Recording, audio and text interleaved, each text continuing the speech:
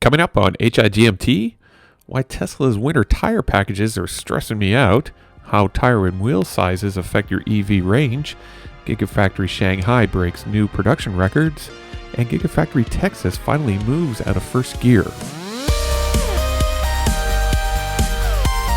Welcome to How I Got My Tesla, the podcast of indeterminate length for Saturday, November 14th, 2020, episode 16 in Ottawa, Ontario. I'm Matt Wilson.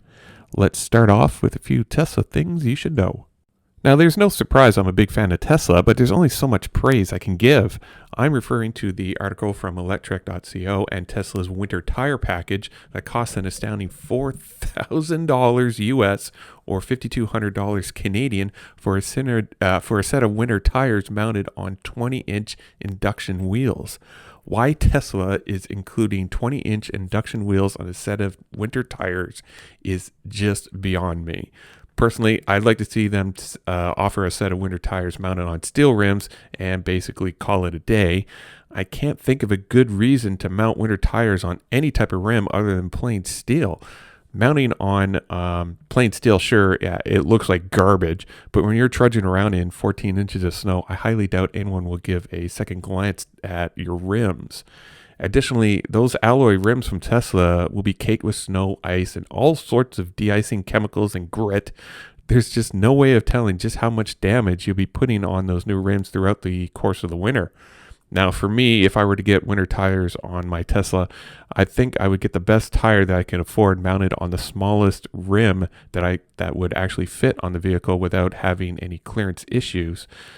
For me, the more tire sidewall that is actually exposed gives you a better chance of coming away unscathed if you happen to slide into a curb or a pothole in the spring. So, yeah, shelling out, $5,200 Canadian for a pair of winter tires on 20-inch induction wheels, I don't know where Tesla is coming from this. I really don't. Steel. Just get some basic steel wheels that'll get you through the wintertime. And then once spring rolls around, swap them out for your nice alloy rims and you are good to go. So, like I said, totally stresses me out, man.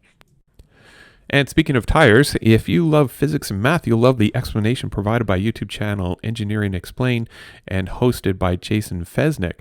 In the video, Jason goes into great detail on how low-profile tires are actually much worse for the efficiency of any EV, let alone EVs made by Tesla. Jason breaks down his analysis into 4 sections: cross-sectional area, rolling resistance, wheel size EPA ratings, and even carbon dioxide emissions. So if you're not up to speed on your math and physics theories, don't worry, because Jason already has done most of the hard work for you. So just sit back and watch him explain that getting a larger wheel size is probably not the best idea from a range perspective. More news regarding the refreshed Model 3 is coming in thanks to Electric.co. Pre-delivery paperwork given to Model 3 owners in Europe note an 82 kilowatt-hour battery is now stuffed into the vehicle. This pre-delivery paperwork is to help out new owners register their vehicle prior to delivery, and is part of that paperwork, Tesla has to note the battery capacity. Panasonic noted last week that newly designed 2170 cells with 5% more energy density are contributing into the range increases for the refreshed Model 3. Now, 5% might not sound like a whole heck of a lot, but when you take into account all the small efficiency gains, these are actually cumulative and which add up to a big total of overall gains in range and efficiency. So, do you remember a few weeks ago I mentioned that Tesla will not meet their delivered target vehicle of 500,000 vehicles for 2020? Well, they might have to eat crow on that statement because GigaFactory Shanghai is spitting out EVs at an impressive rate. Try 23,000 in a month, which is a month-over-month gain of 10,000 vehicles. Electric.co has a story, and much of the additional volume is actually destined for new drivers in Europe. So I'll include another link to the Teslarati.com story where they also ran with this news and dove into more detail about the EV market in China and where Tesla currently stands in terms of reaching their 500,000 delivered vehicle mark. Elon Musk is looking to create a team of 25 individuals who will be reporting directly to him. The 25-member team will be tasked with investigating and solving engineering issues that may arise from the construction of any of Tesla's gigafactories throughout the world. The first area of concern, as outlined by Latrach.co, is the Gigafactory Berlin, where obtaining the required permits for construction have been somewhat of an issue for Tesla. Only 3 requirements are needed to apply: proof of demonstrated exceptional engineering talent, being a great problem solver and having an unconventional approach to problem solving, and finally, energized to make amazing things happen. So there's an email address for anyone who's interested, and the email address is 25guns@tesla.com. And still on the subject of Gigafactory Berlin, we're getting some great interior pictures thanks to Teslarati.com and Twitter user GF4Tesla. Areas covered were the drive unit and body in white buildings, where much of the exterior shells have been sealed up and work is progressing on the interior floors. One thing that I've noticed is the absence of any interior infrastructure such as heating, electrical, and plumbing. So although the buildings may appear to be ready for production from the outside, interior fit up is where a large part of the work that still remains.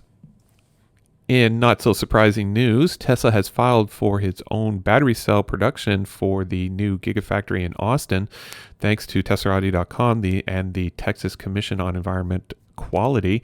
The new 4680 cells will be a key part to the Cybertruck's and Model Y success. The Model Y out of Texas will be following the same assembly methodology as Gigafactory Berlin and their Model Y, with the battery cell being a structural component to the chassis and with aluminum castings in the front and rear of the car. The article also links out to videos on the construction site down in Tesla, so be sure to check it out. And one of the great things that we are witnessing at GigaFactory Texas is the huge amount of drone footage that is being published almost every day from different operators.